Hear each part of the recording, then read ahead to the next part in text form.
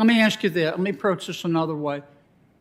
If a state decides to require a voter to prove who the voter says he is or she is, do you consider that racist? How about ballot harvesting? And I heard earlier you were talking about letting the tribal elders collect ballots. I'm not talking about that. I'm talking about where the parties, and believe me, both parties will do it and probably are doing it, pay operatives to go out and help people with their ballots and collect their ballots. Are you okay with that, or are you against that? I don't think it's an either or situation. I think it depends on what the conditions are, what the rules are, but making it easier for those who want to participate in elections to do so with safely and securely, I think it's So you're okay with ballot harvesting? Hey everybody, what you just saw, that's just a small taste of one of the most incredible exchanges I have seen in a Senate hearing in a long, long time. We're about to watch the full clip of Senator John Kennedy questioning Stacey Abrams. And let me tell you, it is a masterclass in how to cut through political spin with simple common sense questions. She's the one who's been all over the news calling this Georgia law Jim Crow 2.0. And Kennedy just takes that narrative apart piece by piece. It's surgical. I think I'm going to call on Senator Kennedy instead. Senator Kennedy. Ms. Abrams, can you hear me? I don't know where to look. I hate these Zoom hearings. Yes, sir. In terms of voter confidence in our electoral system and perception of voter integrity and and election, let me start over. I'm sorry. In terms of the confidence that Americans have in their electoral system, do you think we're better off having an election day or an election month?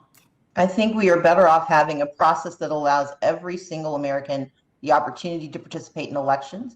And given that the initial notion of an election day was based on an agrarian economy that no longer exists for millions of Americans, and given the fact that we have a number of Americans who are limited in their access because in states like Georgia, there is no paid time off for voting, I think we have to make every opportunity to make voting accessible to every American. There is no other entity that would be denied.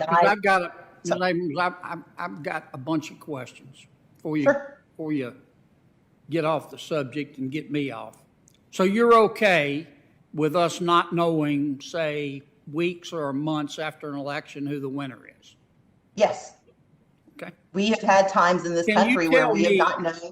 Talking about the Georgia bill, help me understand. And I'm not interested in a 30,000-foot view.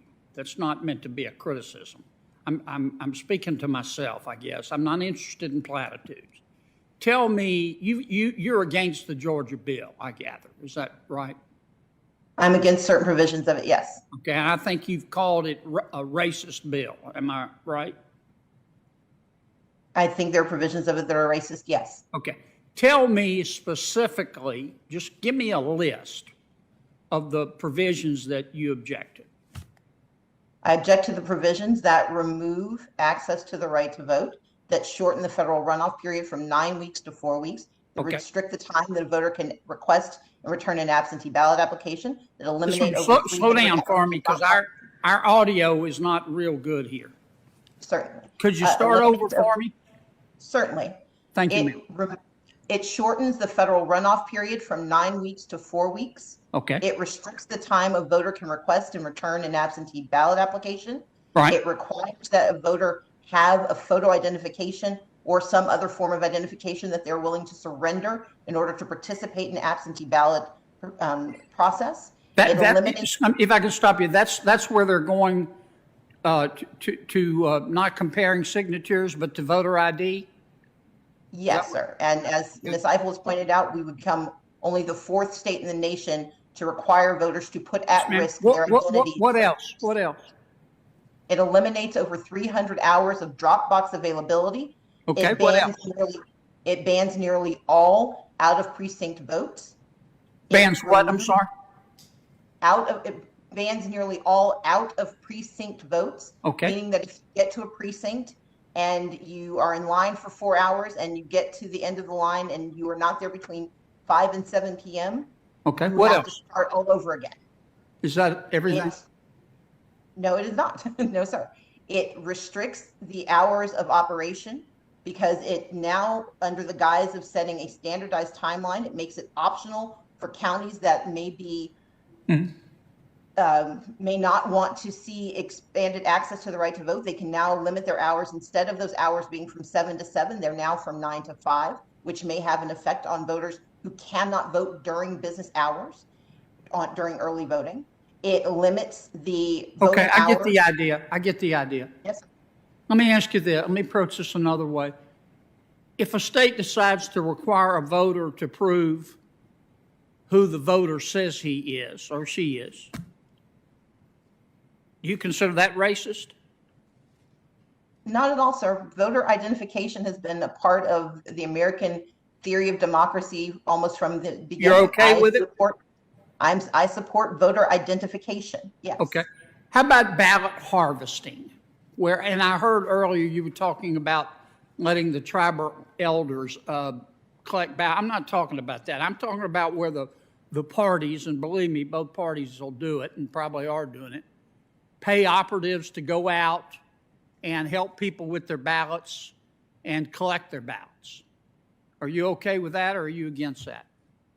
I don't think it's an either or situation. I think it depends on what the conditions are, what the rules are, but making it easier for those who want to participate in elections to do so with safely and securely, I think it's So worthy you're of okay with ballot harvesting? No, sir, I did not say that. I said, because that is a term of art that encompasses a wide range of behaviors. And even your example. I'm sorry, but I'm trying to get down from the platitudes and understand what you're for and against. But sir, what I'm for is. Help me with this. Let's suppose that the Republican Party wanted to hire people to go out and knock on doors of voters and say, have you voted yet with your mail ballot? And they say no, and then the operatives are told to contact the voter and say, let me help you with your ballot. If you have any questions, I can even suggest who you might want to vote for. And after you vote, I'll collect the ballot for you and you make it easy. Is that okay? Sir, I'm both an attorney and a former legislator, and it is not simply the words that you're saying. I'm an attorney and a current legislator, and I might want to trade places with you, but keep going. And so my point is, as you and I both know, that the context, the rules, and the structure matters. Now, in the very narrow circumstance that you just described, if there are no controls and if it turns into buying votes, of course I object to that. Okay. But if you look at the piecemeal components that you're describing, and if we are talking about how do we make it easier for voters to participate in elections, I'm not certain what that looks like, but what you described in this very specific and narrow construct, it sounds like you're in violation of a number of different rules, not the least of which is buying a vote. All right, let me ask you one last question. Our chairman's really indulged me here. Do you think it was a smart thing for President Biden to do when he called everybody who supported the Georgia bill a racist? I think that this bill is grounded in racial animus. I think that the language that we are using to describe. Can I ask this you how bill, you know that, madam? I mean, Because- it's an honest question. How do you know that? Because for 15 years, the Republican Party of Georgia not only sanctioned but celebrated its vote by mail provisions. It was only after voters of color for the first time in 15 years successfully used those provisions in favor of the party that they disproportionately support that those rules changed. It is that for years, for more than nearly 2 decades, we had early voting hours that supported voters that were perfectly fine. It was only after communities of color used those provisions in But why excess doesn't of that hurt black people and white people and brown people? This is what I'm I trying think to it hurts everyone. He asks the first perfect question. Are we better off with an election day or an election month? She doesn't answer the question. She immediately goes into this rambling speech about, get this, an agrarian economy. What, an agrarian economy? That's just a fancy political science term for a society based on farming. She's literally saying our election laws err based on when farmers in the 1800s had to be home. It's a classic dodge our red herring to throw you off the scent. She can't defend election month because it sounds ridiculous. So she just pivots. But Kennedy, and this is why he's so good, he doesn't let it go. He follows up. He says, so you're okay with us not knowing, say, weeks or months after an election who the winner is? And what does she say? What is the word she says? Yes, yes. She is openly okay with weeks or months of chaos not knowing who won an election. That one word tells you everything. It's not about a process. It's about giving as much time as possible, as much confusion as possible to get the result she wants. That is a terrifying answer. An average person hears that and thinks, that's insane. You have an election. You count the votes. You get a winner. Period. Okay. So then Kennedy really zeroes in. This is my favorite part. He says, help me understand. I'm not interested in platitudes. That right there. Platitudes just means those empty feel-good phrases politicians use that don't really mean anything. He's speaking for all of us. We are so sick of politicians talking in these vague high-level buzzwords. He calls her out on it. He says, you called this bill racist, prove it. Give me a list. So she starts giving her list. And what is it? She's upset they shortened the runoff period. She's upset they're restricting drop boxes. You know those unmanned boxes they put out in 2020? She's mad they're changing early voting hours. And of course the big one. She's mad they're requiring ID for an absentee ballot. Now listen to that. You can agree or disagree with those things as policy. But are they racist? Is having a 4-week runoff racist? Is wanting an ID to vote by mail racist? She is trying to sell you the idea that basic election rules that many blue states have, are somehow the new Jim Crow. It's offensive, and Kennedy is right to call her on it. And then, oh man, then he lays the trap and she walks right into it. He asks her point blank, if a state decides to require a voter to prove who they are, you consider that racist? He's got her. She's stuck. She knows that 80% of Americans, including the vast majority of black and brown voters, support voter ID. It's just common sense. You need an ID to buy beer, to get in a plane, to cash a check. So she can't say yes or she'll look like a total extremist. So what does she say? Not at all, sir. I support voter identification. Gotcha. He got her. The whole hearing could have ended right there. How can you on one hand say I support voter ID and on the other hand call a bill that requires voter ID racist? Her entire argument, the entire Jim Crow 2.0 narrative, it just completely fell apart right there. She admitted the central mechanism isn't racist. So what is she even talking about? But Kennedy's not done. He smells blood in the water. He moves right on to ballot harvesting. And that's another term you hear a lot. It's not complicated. It's when paid political operatives go door to door and collect other people's ballots. They take your ballot, not you, not the mailman. A stranger from a campaign. Hesks, is that okay? Look at her squirm. It's a term of art. It depends on the rules. It's not an either or. It's a yes or no question. Is it okay for paid political hacks to take possession of other people's ballots? She cannot bring herself to say no. That should tell you everything. She is 100% in favor of ballot harvesting. But no, she can't say it out loud. Finally, Kennedy brings it all home. He asks her about President Biden calling every single person who supports this common-sense bill a racist.